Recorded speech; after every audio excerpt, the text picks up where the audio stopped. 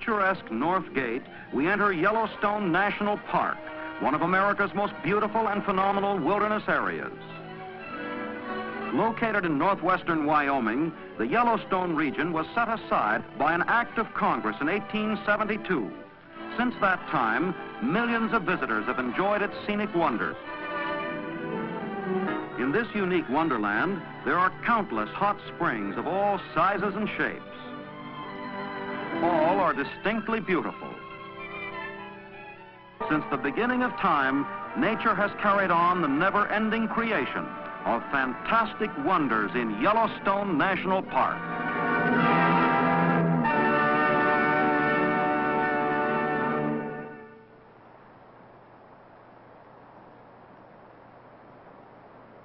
When Yellowstone was established, there were some people opposed to that idea and were telling President Grant that there might be minerals to be found there, there might be oil underneath there, that the trees should be used for lumber, and that the rivers might be needed to be dammed. But he signed the bill anyway, and it became Yellowstone National Park and the mother park for all the world. And I think it's nice that there is one sort of a focal beginning. The Yellowstone can stand as a beginning. Not that we should claim it as a strictly United States of America idea, but it was an idea whose time had come.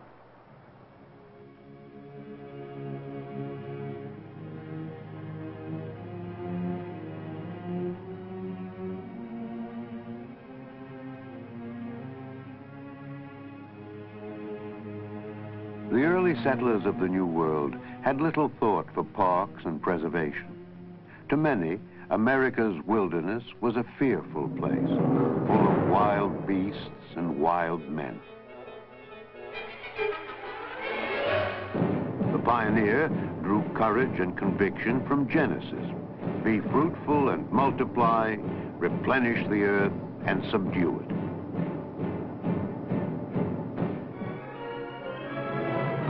The first task was survival, struggling against the wilderness, clearing the land,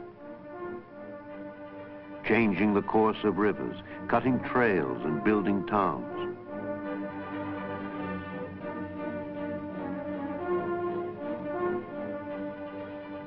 From the security of eastern cities, a few men spoke in defense of nature. Poets and painters realized that America's scenic treasures were not infinite or inexhaustible. They asked Americans to seek a new relationship with nature. Emerson, Bryant, Thoreau, all saw beauty and virtue in the natural world.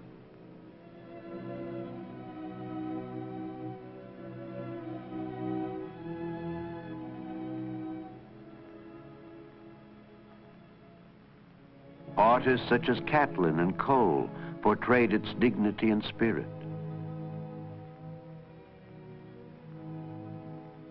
Their idealized, sometimes exaggerated vision of the natural world inspired many. But the warnings of these romantics went unheeded.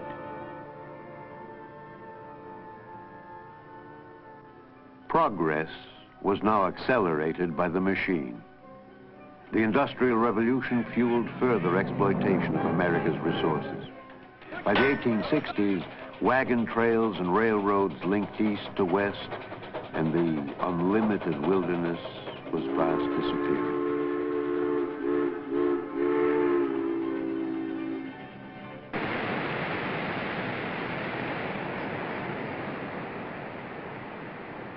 And yet, there were still places, virtually untouched, filled with natural wonders. Yellowstone, remote and inhospitable, had survived. It was known only to the Indians and a handful of trappers, prospectors, and mountain men. John Coulter, Jim Bridger, Joe Meeks, Osborne Russell. They told of an incredible place full of unheard of things.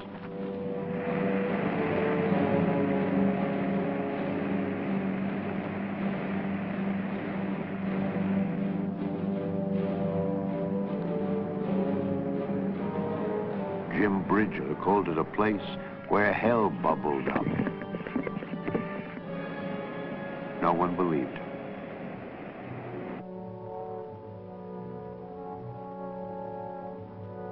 Tales of gold and the Wild West attracted journalists from the East. A few stories of Coulter's hell did filter back, but were branded as fiction.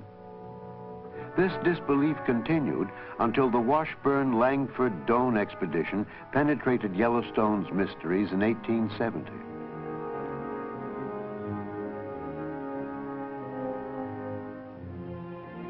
Instead of civilizing Yellowstone, these explorers suggested preserving this incredible landscape of geysers and canyons.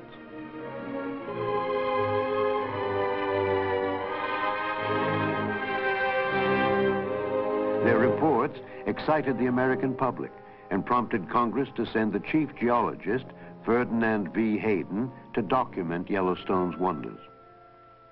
Hayden took along Thomas Moran, a landscape painter, to capture the sights of Yellowstone for all to see.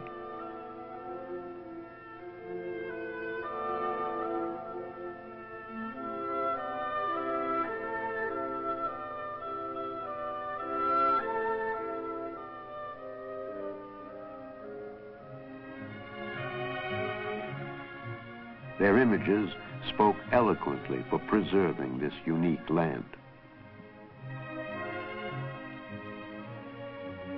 Various interests organized to make Yellowstone a national park.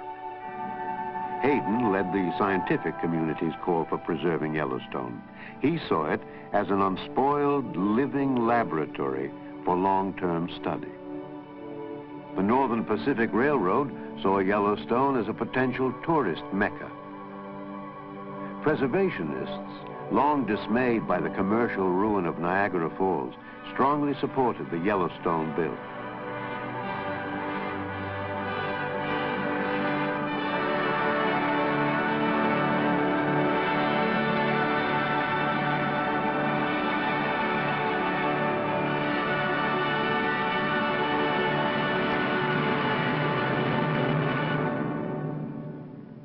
Congress established the world's first national park, setting aside 2.2 million acres as a public park and pleasuring ground for the benefit and enjoyment of the people.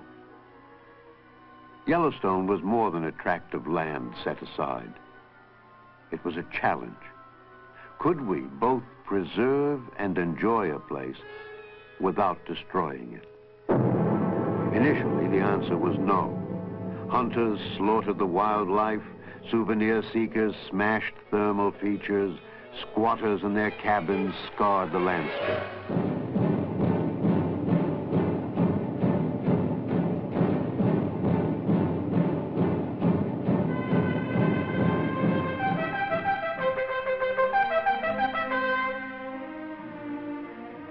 At last, the United States Cavalry was called to the rescue. For 32 years, in one of their most unusual assignments, they managed the park. They controlled poaching and vandalism, they built roads, and kept the peace.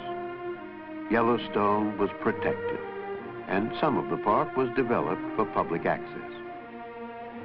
John Muir, naturalist and preservationist, rejoiced for those finding refuge from city life. Over-civilized people are beginning to find out that going to the mountains is going home.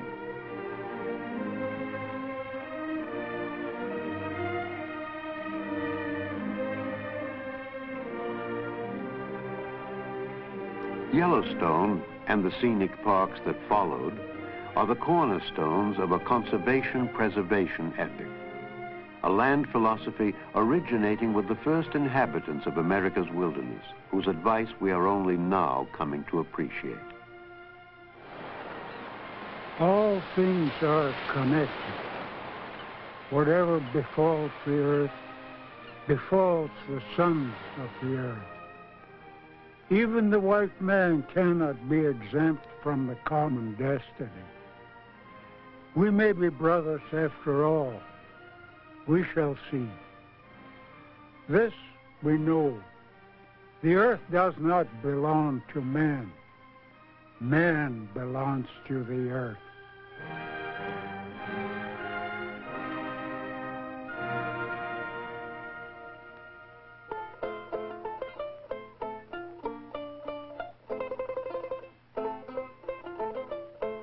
By the 1900s, Yellowstone was a grand tourist success.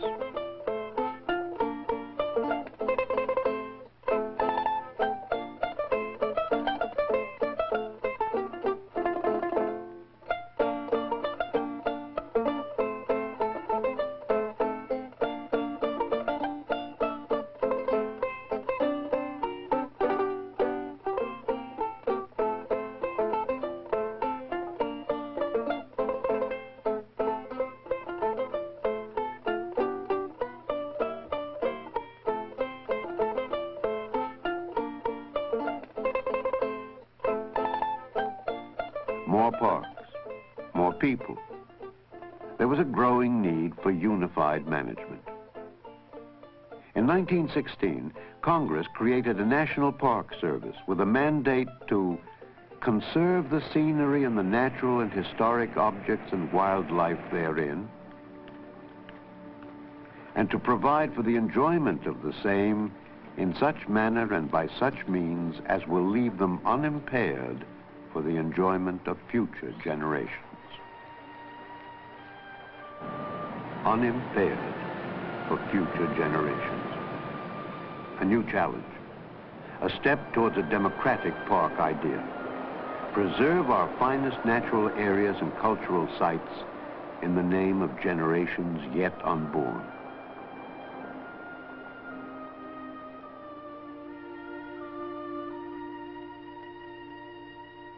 America now has over 300 areas in its national park system, each with a special quality that sustains the legacy of Yellowstone.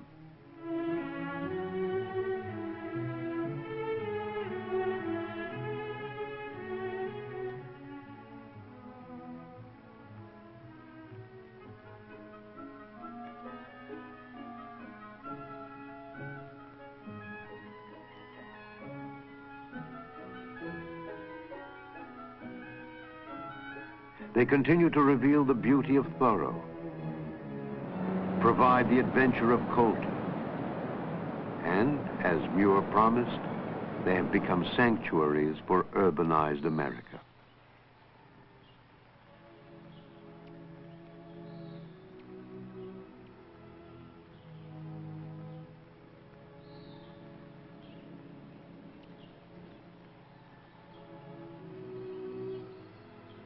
I spend too many hours cooped up in an office. I'd like to get away from the people pressure.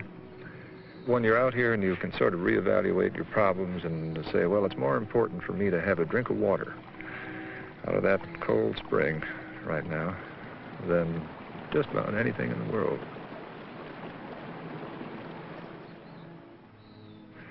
There's a time in the day about sundown. Things quiet down. The birds come in close, you can usually hear them. And everything just stops. I suspect it's a time to get to know each other better than most any.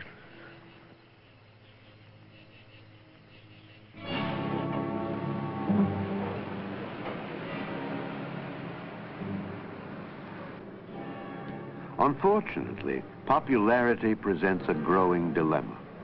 Overuse of these special places can have a negative impact. Our parks can literally be loved to death.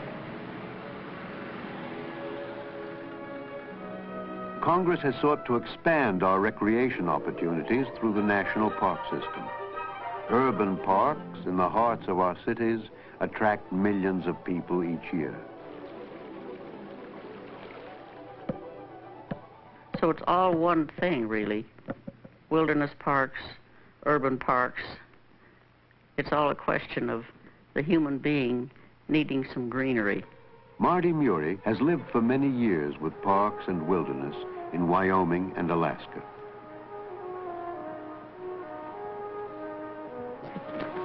I suppose if we watched our national parks year after year, season after season, that might be a fair barometer as to how the rest of the country's life was going on. How people spend their leisure time is indicative of how they feel about life in general.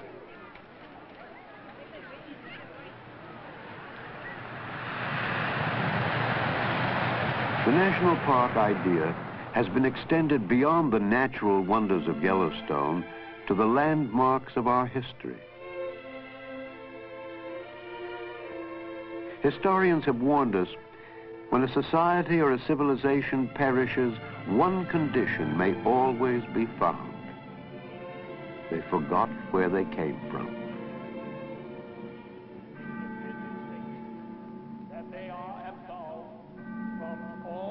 Independence Hall in Philadelphia is the fountainhead of America's ideals. The building is preserved as a special reminder of men and ideas. Totally dissolved.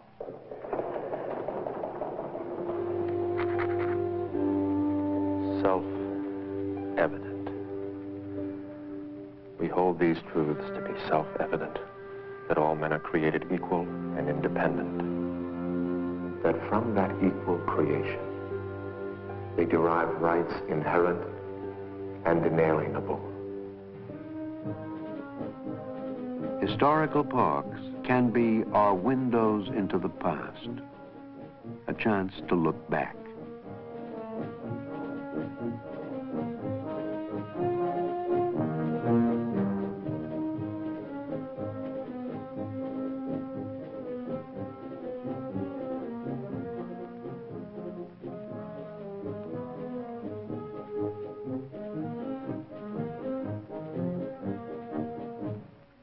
Parks can offer a measure of the environment's health, living laboratories where scientists can study natural ecosystems. Throughout the park system, we are deepening our understanding of the dynamics and complexity of nature. We're becoming sensitive to the impact of man and the threat of extinction.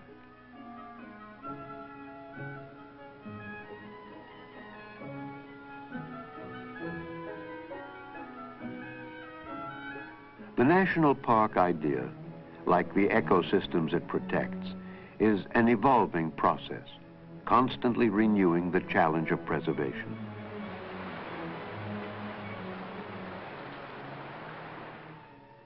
At a research center in Hawaii Volcanoes National Park, scientists are studying complex geological phenomena. Visitors are reminded that the Earth is ever-changing. Powerful and dramatic forces shape our planet and our destiny.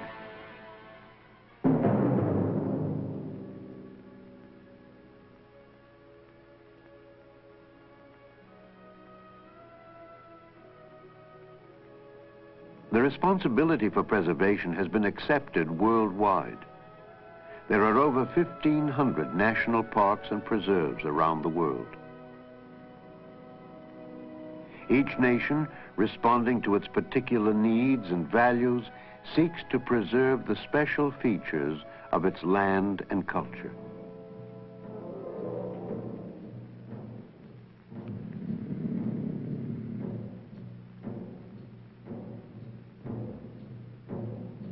Africa has set aside vast wildlife preserves.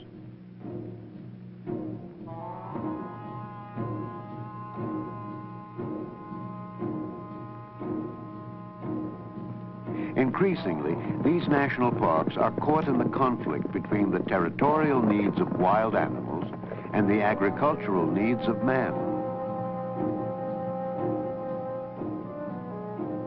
As land disappears, the great herds leave their parks in search of food and habitat, often endangering people and crops.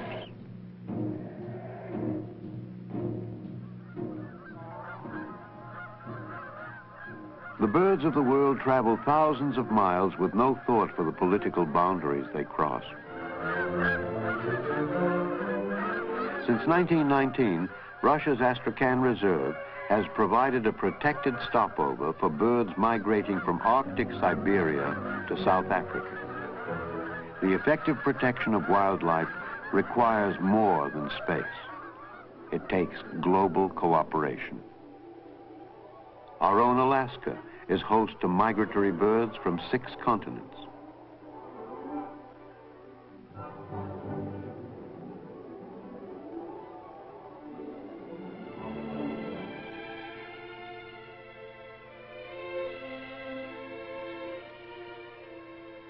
Even the incredible scale of our new Alaskan parks cannot include an entire ecosystem.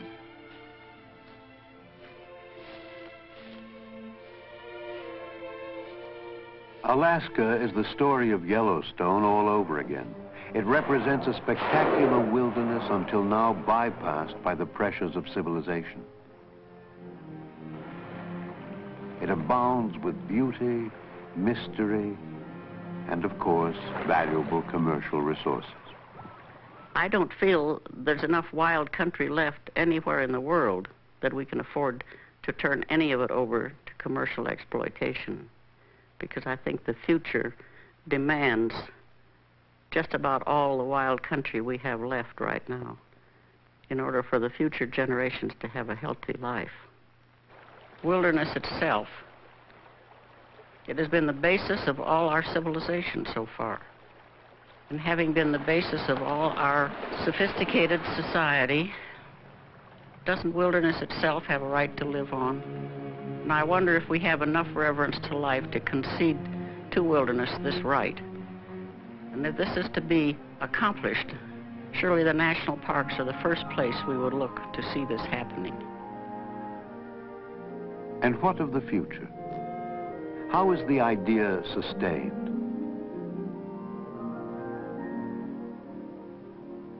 Children discover the joy and develop the respect necessary for the continuation of the national park idea. The words of Rachel Carson describe this process.